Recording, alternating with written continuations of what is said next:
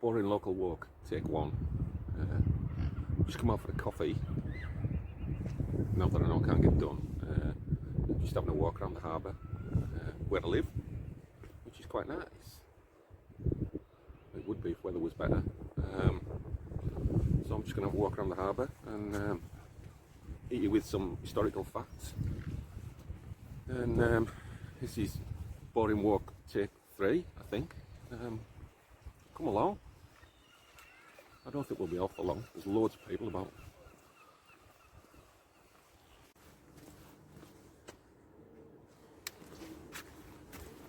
So we're just having a walk around the harbour. It's been a settlement here since mid-16th century. Used to be one of the major centres for shipbuilding in the world.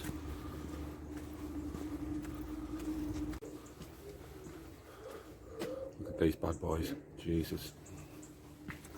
Well, this is Mount Pleasant, though there's not much pleasant about it. Jesus Christ. I used to run up here. This used to be part of a slum dwelling in the 18th century, just full of typhoid and cholera and stuff.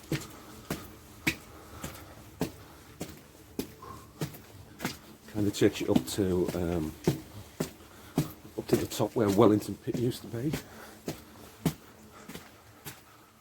Oh God, I'll bring you back when I get to the top. I'm knackered.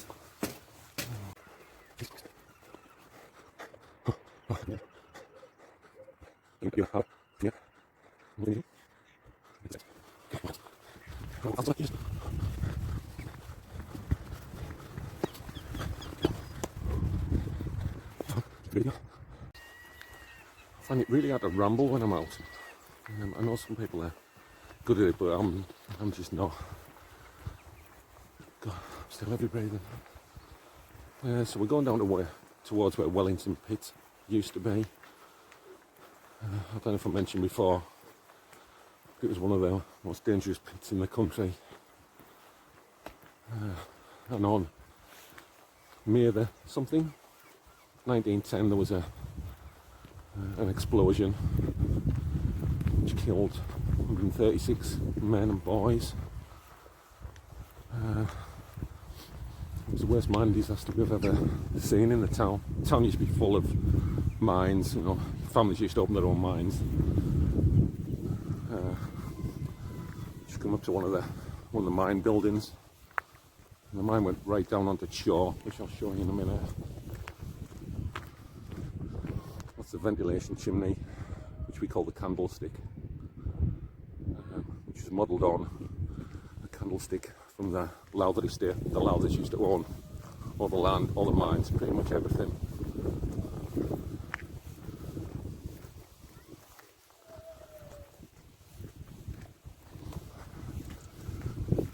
Just going to get a shot of the 2 piers. West Pier on the left, North Pier on the right. And I don't know if you can see, but in the distance that is Scotland. There's some geese coming across. So we kind of live on there, halfway up the Solway Firth, which goes all the way up to the Scottish borders. So I'm going to head up to the candlestick and get a better view. Ramble, ramble, ramble.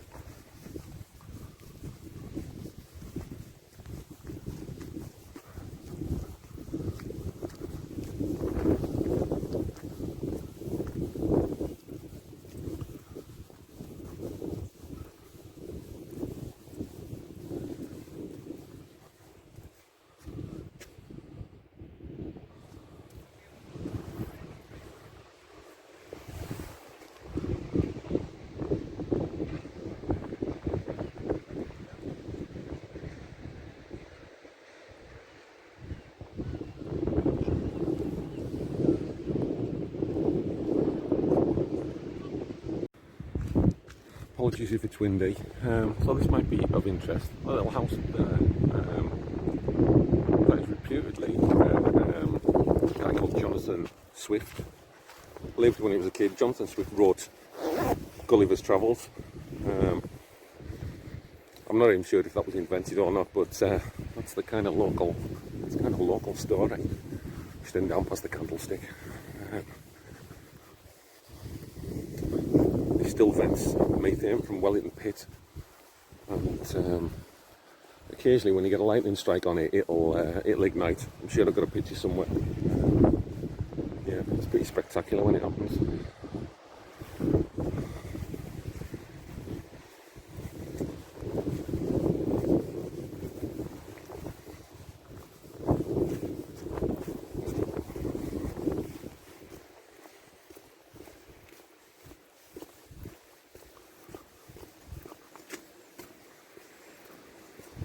So in the 1980s, I guess,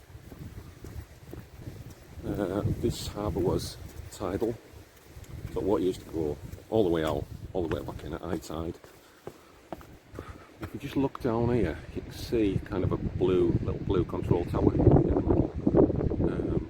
And in the 80s they installed a sea lock. So we've got like a permanent body of water inside the harbour all the time. And it just it's made the harbour much more accessible for much more of the tide. So that's why we've got so many yachts in here. It's become like a major centre for people who have boats, and it's a lot cheaper than a lot of the other harbours up in Scotland and sort of further down south. And it's much more pleasant looking at the water rather than when the tide goes out. So we're just going to continue down onto the front, and then back around the car, I think. Go on, edit this and vegetate. Talk rubbish on WhatsApp, things like that.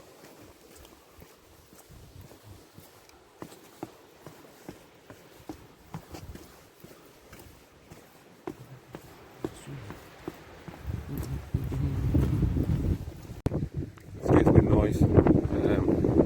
This place is just full of cannons. They're everywhere. I'll show you some more on harbour front. But interestingly, Whitehaven was the last place in the British Isles to be invaded by a foreign force. When it was invaded in 1800 by a guy called John Paul Jones. It was an American privateer in the Navy, and the raid actually failed, but yeah, interesting fact. Invasion. Kind of passing through all the old mine workings now at Wellington pit. Obviously not here anymore, but it occupied all this site and down onto the beach.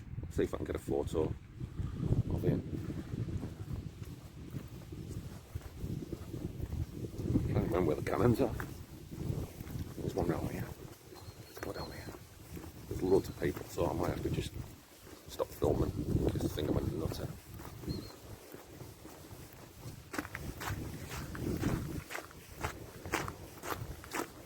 This is the cannon. This is the cannon.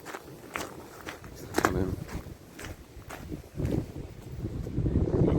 I think they used to be. So we're down by Sea Lock. I can't remember exactly when this was installed, but it's massive, and it's you can get quite big boats in and out of here. You know, it's made such a difference to the economy of the town. And you can walk over it as well. Let's go.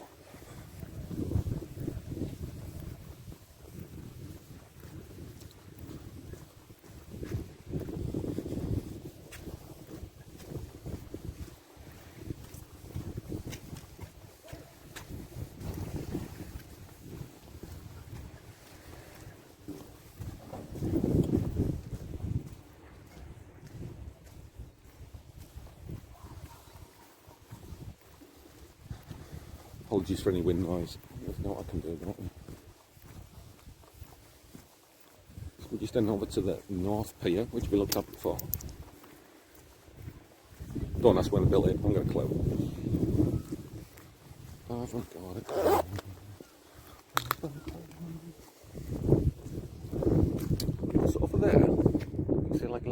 and then next to that blue boat, that's the Queen's Dock. So we used to have a big chemical plant up near Whitehaven, and it made sort of washing powders and things like that. And used to get phosphate rock in from Morocco. So bulk carrier used to come anchored offshore, and we used to have 3 ships that used to come in at high tide at that point because there's no lock gates, and they used to unload the phosphate rock onto these big conveyors and those big silos. The harbour used to look a lot different to what it does now. Just have a look at North here.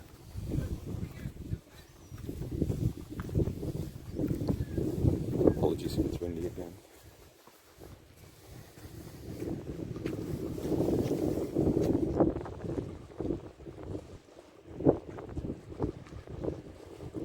Looking north now, up to Scotland. You maybe can't tell, but because this harbour gets loads of fresh water into it, it ices up. And when we get a really cold spell, it's just solid. It's amazing. I'm just about back to where we started. There's loads of people about, so I'm going to stop filming and go home and edit this. A couple of miles in or something. It's been alright. I'll catch you on the next one. See ya.